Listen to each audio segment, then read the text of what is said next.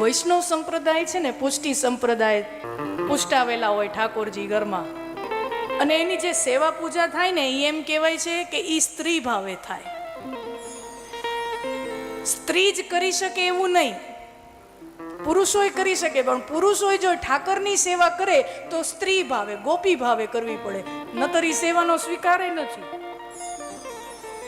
तो भगवान की जो सेवा हो वो सखी भाव से हो, स्त्री भाव से हो.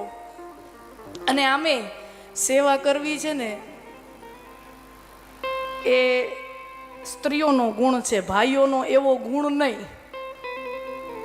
તમે જોજો તમારો ઘરવાળો બીમાર પડે ને, થર્મોમીટરમાં જો તાવ આવ્યો 101 102, તો પત્ની ઊંચી નીચી થઈ જાય, મારા પતિને ताव है. ये स्वभाव है. भगवान ने पुरुष को ऐसा बनाया है और स्त्री को ऐसा बनाया है. એટલા માટે જગતભરની હોસ્પિટલોમાં તમે જોશો નર્સ હશે ને મોટા ભાગે સ્ત્રીઓ, પુરુષો હોય છે નથી હોતા એવું નહીં, પણ મોટા ભાગે 80% મહિલા હોય. શું કામ? કારણ કે જે દર્દી છે, પથારીમાં પડેલો છે, એની સેવા એક સ્ત્રી કરી શકે એટલું પુરુષ ન કરી શકે.